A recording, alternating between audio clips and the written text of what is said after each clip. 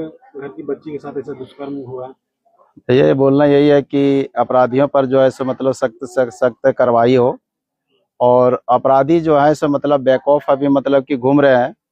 और अभी जो मौजूदा जो सरकार है, हेमंत सोरेन की जो सरकार है, उनसे भी मैं कहना चाहूँगा कि सर, यहाँ झारखंड की जो बहू बेटियां हैं उस पर विशेष थोड़ा सा ध्यान दीजिए।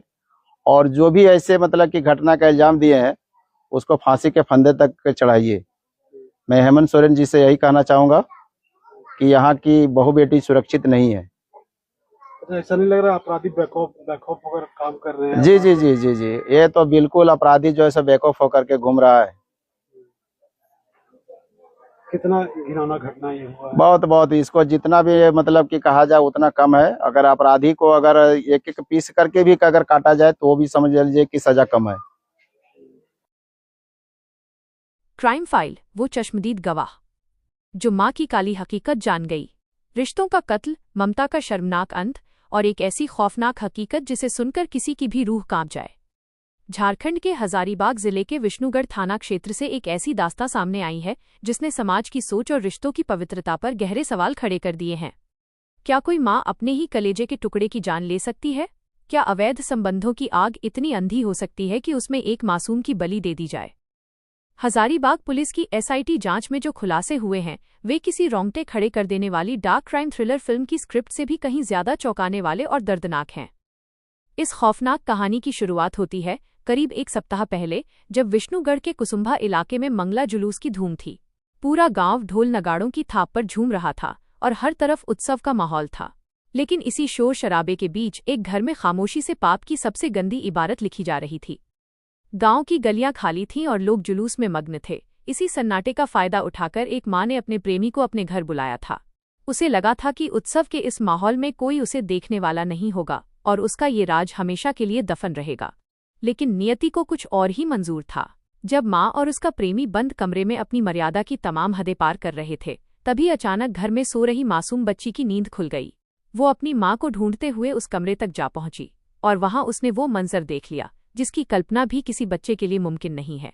अपनी ही मां को किसी गैर मर्द के साथ आपत्तिजनक और हम बिस्तर हालत में देखकर वो मासूम वहीं सन्न रह गई। उसकी आंखों में हैरानी और मन में वो सवाल थे जिनका जवाब शायद उस वक्त वहां किसी के पास नहीं था। लेकिन उस कमरे में मौजूद मां के अंदर की ममता उस वक्त तक मर चुकी थी। जैसे ही उसे एहसास हुआ कि उसकी करतूत पकड़ी गई है, उसके चेहरे पर पछतावे की जगह बदनामी का खौफ नाचने लगा। उसे डर था कि अगर ये मासूम बच्ची बाहर जाकर समाज या परिवार को ये सच बता देगी तो उसकी इज्जत मिट्टी में मिल जाएगी। इसी राज को हमेशा के लिए दबाने के लिए उस औरत ने जो किया, उसने मां शब्द को ही कलंकित कर दिया। बदनामी के डर और हवस के जुनून में अंधी होकर उस मां ने अपने प्रेमी के साथ मिलकर अपनी ही कोख से जन्मी बेटी की हत्या की साजिश रच डाली। सूत्रों के अनुसार दोनों ने मिलकर उस मासूम का गला घोंट दिया। वो बच्ची चीख भी नहीं पाई क्योंकि गला दबाने वाला कोई दुश्मन नहीं बल्कि उसकी अपनी रक्षक थी। हत्या के बाद दरिंदगी यहीं नहीं रुकी। पकड़े जाने के डर से शव को ठिकाने लगाने की योजना बनाई गई। चूंकि गांव में जुलूस के कारण सन्नाटा था, इसलिए मां ने अपने प्रेमी की मदद की और शव को घर से दूर ले जाकर फेंक दिया। साक्ष्य मिटाने के लिए बच्ची के चेहरे को भी नुकसान पहुंचाया गया ताकि उसकी शिनाख्त न हो सके। अगले दिन जब मासूम का शव मिला तो पूरे इलाके में जनाक्रोश फूट पड़ा। हजारीबाग पुलिस के लिए ये मामला एक बड़ी चुनौती था। एसपी के निर्देश पर गठित विशेष जांच दल एसआईटी ने जब तहकीकात शुरू की तो कई कड़ियां गायब थीं। लेकिन तकनीक और मोबाइल केसीडीआर कॉल डिटेल रिकॉर्ड ने इस अंधे कत्ल की गुत्थी सुलझा दी। पुलिस ने जब संदिग्धों के फोन रिकॉर्ड्स खंगाले तो मां और उसके प्रेमी के बीच हुई बातचीत और लोकेशन ने सारा सच उगल दिया। पुलिस ने मृत बच्ची की मां, उसके बॉयफ्रेंड और एक स्थानीय नेता को हिरासत में ले लिया है, जिन्हें इस पूरी साजिश का मुख्य सूत्रधार माना जा रहा है। पूछताछ के दौरान जब आरोपियों ने अपनी जुबान खोली तो अनुभवी पुलिस अधिकारी भी दंग रह गए। आज पूरा झारखंड इस दरिंदगी के खिलाफ आक्रोशित है। सड़कों पर इंसाफ की मांग हो रही है और हर किसी की जुबान पर बस एक ही सवाल है कि आखिर कोई मां इतनी पत्थरदिल कैसे हो सकती है। जिस मां का आंचल दुनिया भर की खुशियां देने वाला माना जाता है, वही आंचल उस मासूम के लिए मौत का कफन बन गया। फिलहाल पुलिस इस मामले में कानूनी प्रक्रिया पूरी कर रही है और उम्मीद है कि स्पीडी ट्रायल के जरिए दोषियों को ऐसी सजा मिलेगी जो समाज के लिए एक मिसाल बनेगी। हजारीबाग की ये घटना हमें चेतावनी देती है कि रिश्तों में आती ये गिरावट समाज को किस विनाशकारी मोड़ पर ले जा रही है। मासूम तो चली गई, लेकिन पीछे छोड़ गई कई अनसुलझे सवाल और एक ऐसा जख्म जो शायद कभी नहीं भरेगा। दिनांक 25 मार्च को विष्णुगढ़ थाना अंतर्गत कुसुम्भा गांव में एक बच्ची का शव बरामद किया गया था, जो कि एक दिन पहले ही 24 मार्च को मंगला जुलूस के दौरान मिसिंग हो गई थी।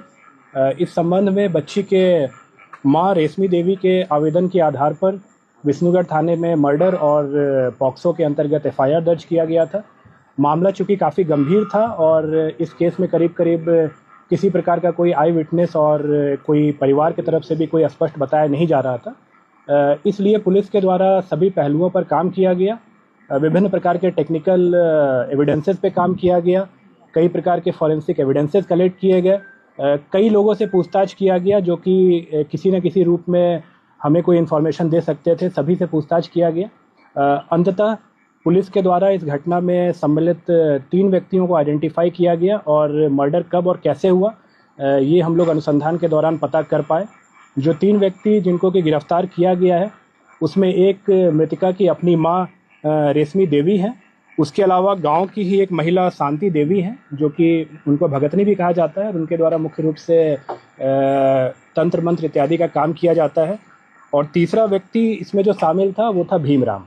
ये तीनों एक ही गांव के रहने वाले थे, भीमराम, और ये तीनों एक ही गांव के रहने वाले थे। और हत्या का जो मुख्य कारण था वो मृतका की मां को विभिन्न प्रकार की पारिवारिक समस्याएं आ रही थी और जिसके सॉल्यूशन के लिए बेसिकली ये इस भगतनी के पास गई थी।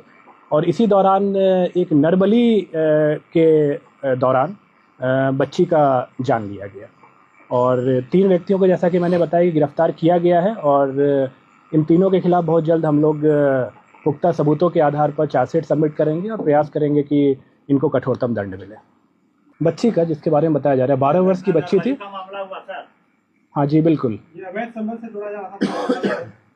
नहीं, जैसा कि अभी जो कारण बताया गया है मैं बता रहा हूँ, बहुत डिटेल में आपको एसपी हजारीबाग के द्वारा ही बताया जाएगा कि क्या इसमें किस प्रकार से चीज़ें हुई।